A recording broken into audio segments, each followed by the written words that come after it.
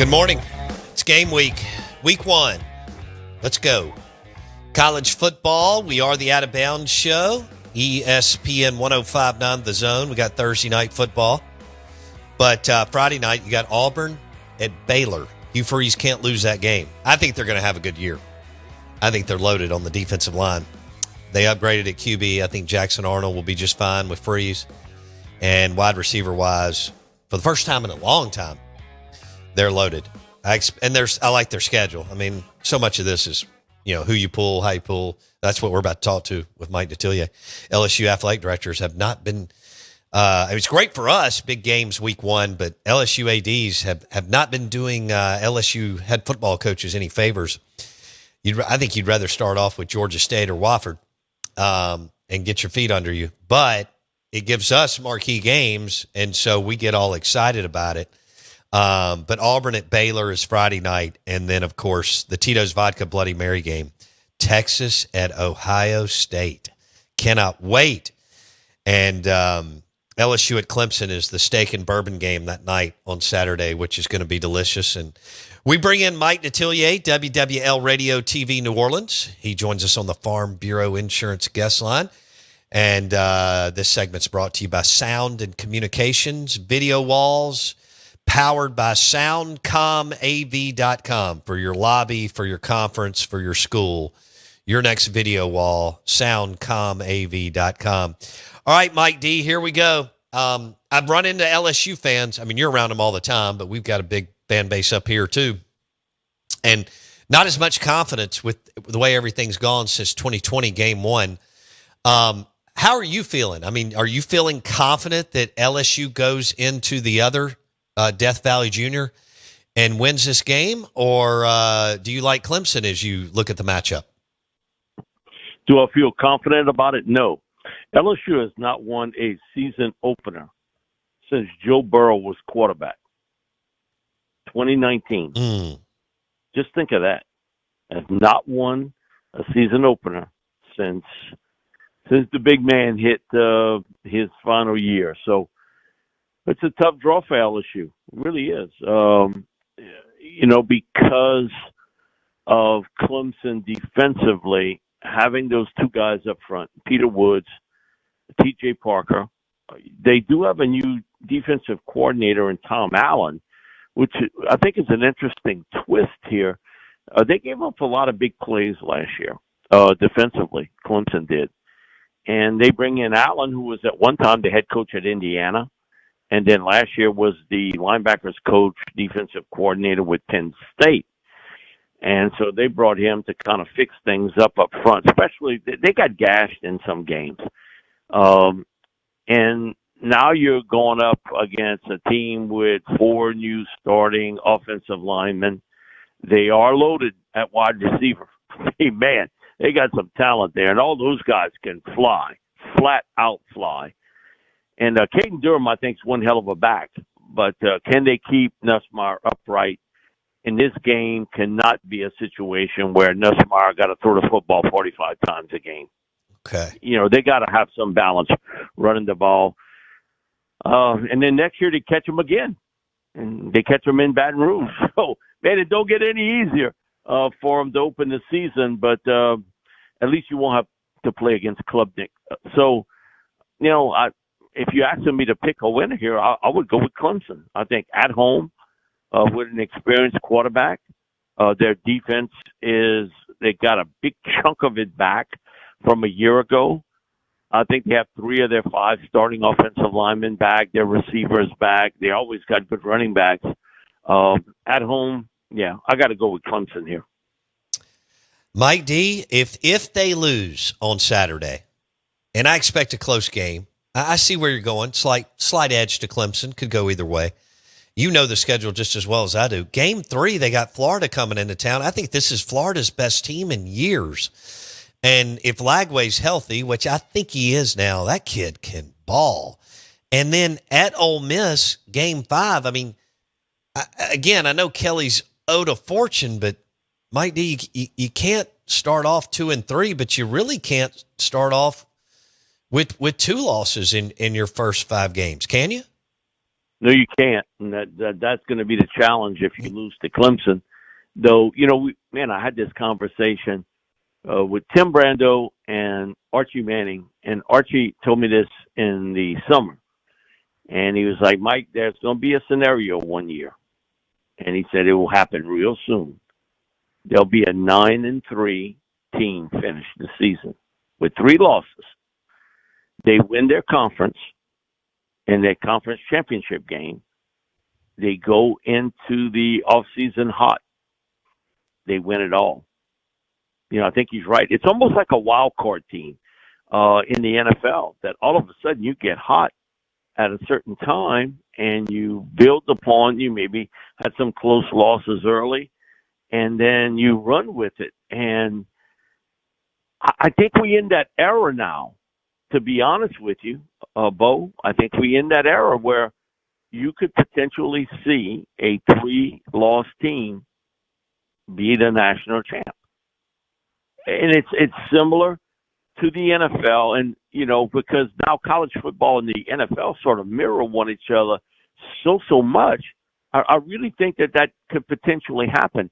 I think LSU will be a much better team in October and November than they are in September because of their offensive line play.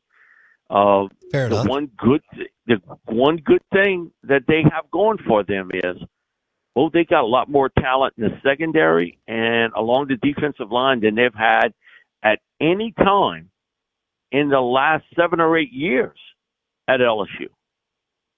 They're going to rotate 9 defensive linemen.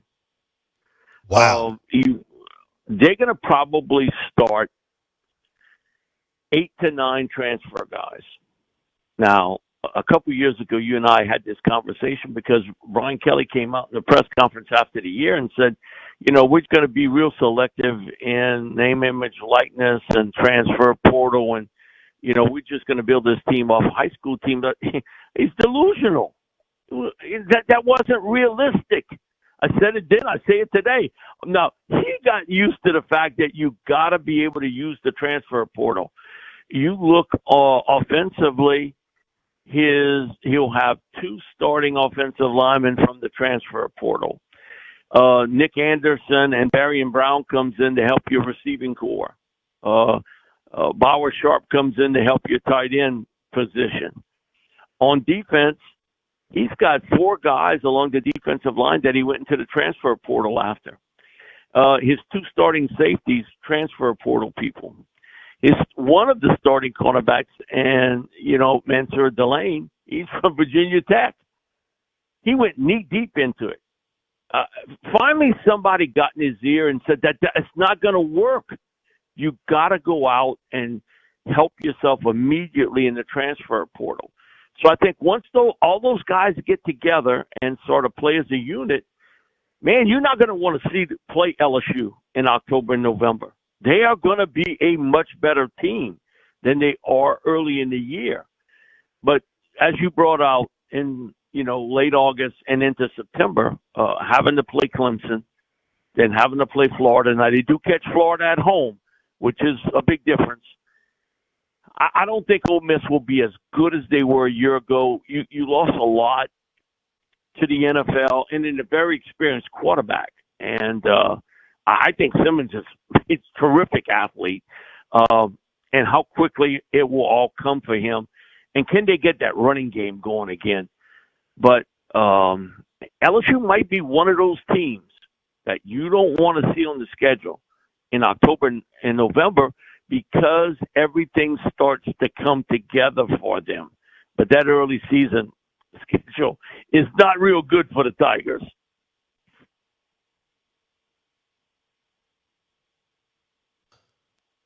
What's going on? All right. So, that's brutal. Week 1 at Clemson. Week 3, Florida at home. Not guaranteed. I mean, LSU should be favored, but still, Lagway, I think Napier's done a fabulous job getting that roster up and going. And then at Ole Miss, week 5, as Mike D said, October, November, this team may be stout, but you may have already taken the hits that you can't take to overcome it. We'll see. Mike Detillier, WWL Radio TV New Orleans. He joins us on the Farm Bureau Insurance guest line. Yeah, one thing Brian Kelly did, as you know, Mike D, he hired Austin Thomas back. He took him away from Ole Miss. He was a general manager under Lane. Now he's a general manager for LSU. And I think that kicked their portal business into gear, and they landed a top 5 class, as you know. And heck, y'all just hired Kelvin Bolden from Ole Miss too. He played at Southern Miss, but let me tell you, he did a phenomenal job recruiting for Ole Miss. They also brought in the chief recruiter for Ohio State, who grew up in a meat, Louisiana. Oh, okay. I don't see how you escape. I always tell him that because every once in a while, we'll sort of meet up different places. I said, man, how you got away from a meat, Louisiana, to go to Ohio State? He said, hey, you got to have a job somewhere. And he's been at Ohio State the last, I think, 7 or 8 years. He's been the guy to set up their recruiting and also transfer portal. He's done a pretty damn good job, hasn't he? Yes. Man, Ohio State's good, brother. That's all I can tell you. They got some talent there, and it's every year. And they recruit like an SEC team, sure, like an upper-level SEC team. There is nobody they don't feel as though they can go into a house and not land. They have a verbal commitment from the top safety or defensive back in the state of Louisiana. They have it already here in Bradford. From right in LSU's backyard in Baton Rouge. He'll probably flip back to LSU. Well, we'll see what happens there. But, man, they have always been involved heavily with top players from Louisiana, from Florida, from Texas, and a lot of that has to do with how they set up their recruiting. I think Brian was maybe a little bit late coming to the party on transfer portal, but he's got it straight now. And next year, if everything falls like they think it will, okay, not only will you catch Clemson, but unless the schedule starts to, look a little different, it's their year to catch Texas and Georgia. Along with Alabama. Okay? So you're going to have Clemson, Alabama, Texas, Georgia. Good grief. Unless there's a tweak in the schedule. But remember, next year is when those schedules start to, and you face a little different opponents when it rotates. And LSU fans ain't going to be too happy. This is why I think they really went all in. They knew that this was an important year. You got a star quarterback. You do have some pieces in place that can get you a long way. But how favorable the schedule is, it's not favorable for them early. And the fact that the good part about next year is a lot of those games will be at home. But, man, you're up against really, really tough opponents there. So I understand what Kelly did. I wish he'd have maybe done it a year earlier to try to combat what's happening. And done similar to what Lane Kiffin did at Ole Miss, to be a much more aggressive guy in the transfer portal, but it just didn't happen with it. But they're a very good football team, and I've said this before in the regular season, Clemson will not face a tougher opponent in the regular season than LSU. And LSU's toughest opponent, and you can make some debate on this now, if it's Alabama or Clemson, but it may well be Clemson. I think Clemson's got a shot to play for the national championship. Hey, Dabo's gone another route, as you know. They've spent all their money on retaining their players, which Notre Dame has to. And now they've gotten old, and they've done it the last couple years. And so, like you said, they've got some dudes on defense, and Cade's been playing forever. So we'll see how that looks. Put it to you this way, Bo. Peter Woods is the highest graded non-quarterback I have on my list for the 2026 NFL draft. That's who LSU's got to face week 1. Everybody talks about T.J. Parker, and I'm not trying to take anything away from T.J. I think he's a really good player and probably a top 12, 14 pick. Peter Woods is the highest-rated non-quarterback on that list. He's that dominant. And they finally figured out he's not a defensive end. Put him at defensive tackle. That's where he can make the most havoc. And how they got him away from Alabama, and somebody have to tell me that story. Because I know Coach Saban and the Alabama staff, he was the priority guy, and they didn't get him. Damn. I expect Bama. So Bama's my national champ. I'm expecting now that Ryan Grubb is back with Kalen DeBoer. I think Ty Simpson's going to be kind of like Nussmeier. He stuck around, grew up, didn't transfer. Props to him. And I think Bama is the team to beat in the SEC and in the country. They loaded on the defensive line. Most talent and depth at the secondary in a long time. Great receiving core. But this is what I know about quarterbacks. You're going to be put in tight games. Yeah. And you're going to have to make plays. And there's nothing like experience. Drew Brees is a regular with us on WWL, and he talks about it college, pro level. People don't get it's all about experience in these close games and being able to make a play. And sometimes you may have a quarterback that's not as talented as the other guy, but the other guy makes plays, he stays away from the mistakes, and you end up winning. Anybody that say, I know how good Ty Simpson is, really, we really don't know about Ty. True. That's why I didn't pick him to be a national champ team, because I don't know how good Ty is. And you're going to have to win some very close games. And you're going to be the catalyst to those wins, playing the quarterback position. I couldn't tell you if Ty can do it or not. Now, some people will swear they know. How? He's rarely played at Alabama. Rarely has he been on the field. Listen, I think the world of Isaiah Simmons at Ole Miss too. But how much have we seen him play? Deuce McAllister tell me, Mike, if I was his family, I'd have him playing baseball. He did start playing baseball at Ole Miss. Man, he's got a rifle on him. But his decision-making spots, can he win those close games? That's a great point. That you don't know. As good as Nussmeier was last year, he had games where he was all off in the fourth quarter.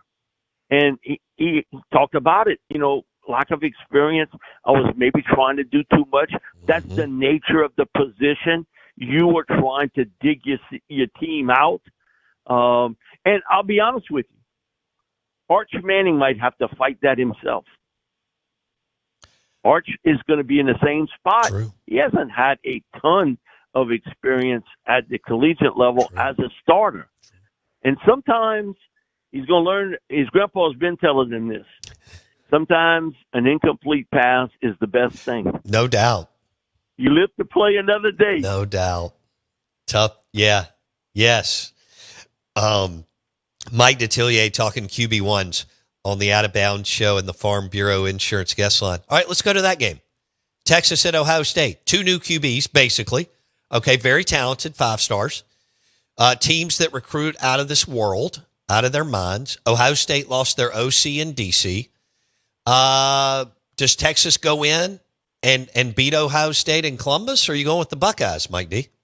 No, I'm going to go with Texas here. I think it's a super tight game. I didn't know this. I didn't realize this until Manning Passing Academy. And, I'm sitting down with Arch, and he tells me, we're talking about offensive line play, and he said, we got 4 new starters on this team, offensive line, and a new tight end. And you dig it up, and he's right. They're going through transition too up front. Now, some of their offensive linemen did see action last year of those guys that are projected starters. But, man, you look at Ohio State. You lost 14 guys to the NFL draft and 3 more undrafted free agents. 17 guys hit the NFL. And they got some people, one of them, Tim Brando, that picks them to go back-to-back champs.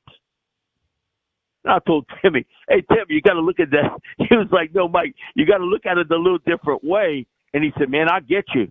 That's a lot that left and a lot of experienced talent. They did have a veteran quarterback and who had started a lot of games at Kansas State, and he came in and took over. But in this case, I think Texas will be a little bit better and on the road. And, again, man, it's tough to replace experience in those tight games. And Arch hasn't played a ton, but he's played more than Ohio State quarterback has. Right, yeah. That's the way I look at it. And I think this will be a sort of a tight game. I think both defenses will play big, but man, you talk about one for early on, man, Ohio State, Texas. But I think Texas goes to Ohio and ends up pulling off the upset. I think it'll be a really, really tight game. I don't feel that way about Alabama, Florida State. I think Alabama wins and wins big over Florida State. They have 50 new players on the roster, Florida State. 50. It goes to show how the world turned dramatically. And, man, Alabama's going to be difficult. Even with Ty not having a ton of experience there, they're going to win up front. Alabama's going to win up front. And just throw the ball out. Let Ryan Williams go get it.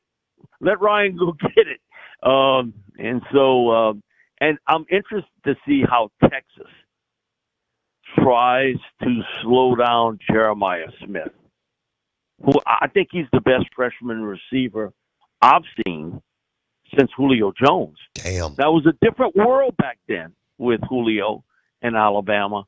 But, man, Jeremiah, it's like this guy should be playing in a pro. It should be illegal for him to be out on the field against college guys.